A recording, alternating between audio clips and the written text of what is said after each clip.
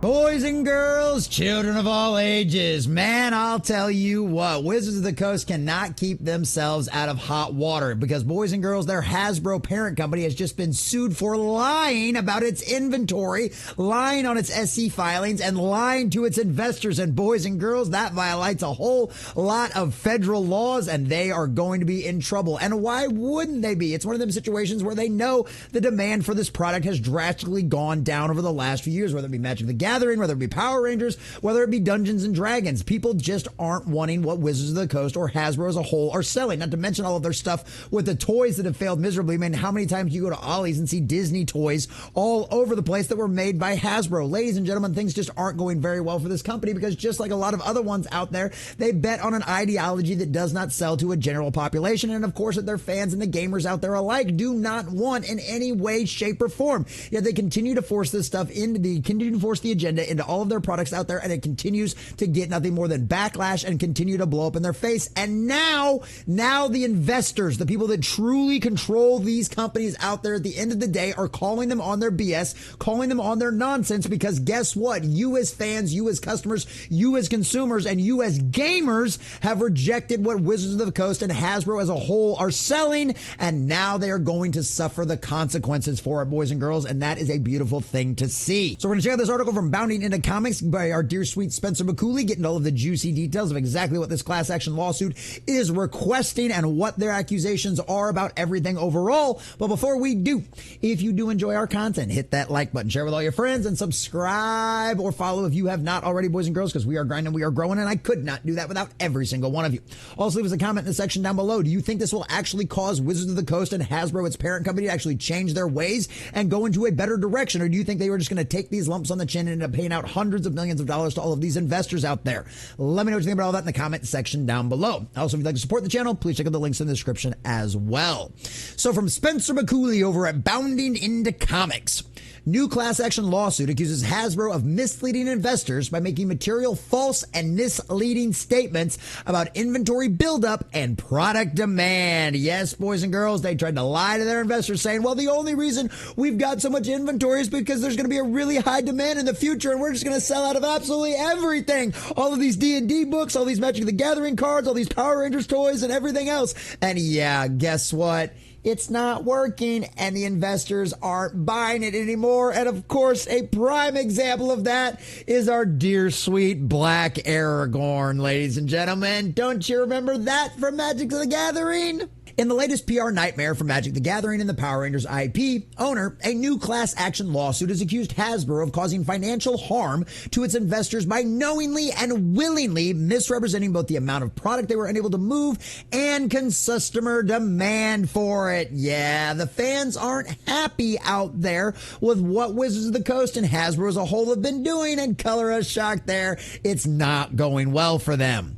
Followed with the Southern District Court of New York by the law firm Birchton, Lowetz, Berger, and Grossman, LLP, on behalf of the West Palm Beach Firefighters Pension Fund. Woohoo! West Palm Beach is going at them for it. Hell yeah. Shout out to our firefighters. We love our first responders. My grandfather was a firefighter. I love firefighters. Said suit claims that Hasbro violated the United States Exchange Act by continuing to present an apparent 4-year buildup of inventory as being done in order to meet anticipated customer demand, rather than admit that the stockpiling was a result of their inability to adequately move their various products. Yes, what Hasbro, Wizards of the Coast, Magic the Gathering, Dungeons and Dragons, and everybody else has been producing, guess what? Ain't selling. Nobody's buying their cards, nobody's buying their toys, and nobody's buying their books. And that, boys and girls, is an absolute fact. And now they are getting sued over what everybody in the audience and in the gaming world out there has been trying to tell them for years, that this stuff doesn't sell and nobody wants it. Defendants representing that the rising inventory levels reported in the company's periodic financial reports filed with the SEC during the class period reflecting outstanding and anticipated demand, rather than excess supply that outpaced waning demand. Yet nobody wants your junk, and still you're absolutely putting it out there and still printing it, even though nobody wants it. Defendants' class period representation that Hasbro's inventories were of high quality and appropriate levels were false. they were lying because, yeah, I think there's a very good argument to be put out there that nothing Hasbro, Wizards of the Coast, or any of the rest of these little subsidiaries under this main parent company out there have been putting out anything good, and certainly was not in high demand. And yeah, it was false, to say it nicely. In truth, defendants knew that Hasbro had overpurchased inventory to an extent that significantly outpaced customer demand. And of course, Hasbro knew it. Of course, Wizards of the Coast knew it. Of course, Dungeons & Dragons and Magic the Gathering knew it, because they are the ones that have the internal numbers. They have the absolute best numbers to know that, guess what? Nobody's buying their garbage anymore. And now they're getting sued over it, boys and girls. To this end, the pension fund's attorneys continue. Hasbro has made material false and misleading statements and omissions and engaged in a scheme to deceive the market. Yes, boys and girls, they were trying to commit fraud in front of the market to try to lie to people to convince them that their stock was doing okay when it actually should not be. In doing so, artificially inflated the price of Hasbro's common stock and operated as a fraud or deceit on all investors who purchased stock during the period of February 7th, 2022 to October 20th, 2024. So literally over 2 years worth of people buying stock thinking that Hasbro was going to be a good investment, that this Wizards of the Coast, the Dungeons and Dragons, the Magic the Gathering stuff was going to sell. And guess what? It doesn't. No one's buying it because nobody wants your identity politics, race swapped Aragorn nonsense in our gaming.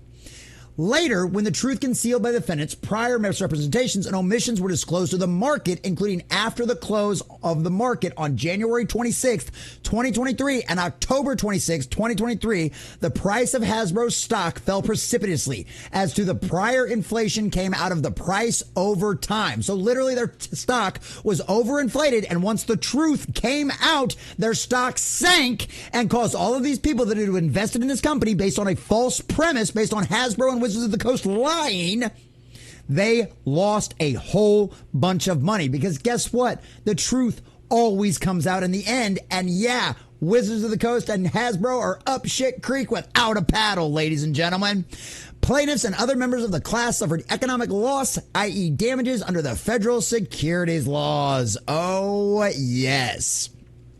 Notably, the lawsuit's initial filing did not specifically name which product lines, such as Power Rangers, Star Wars, Magic the Gathering, Dungeons and Dragons, any of the Marvel toys, any of the Disney toys that they've been putting out there, or otherwise was the most abundant culprit behind Hasbro's inventory buildup.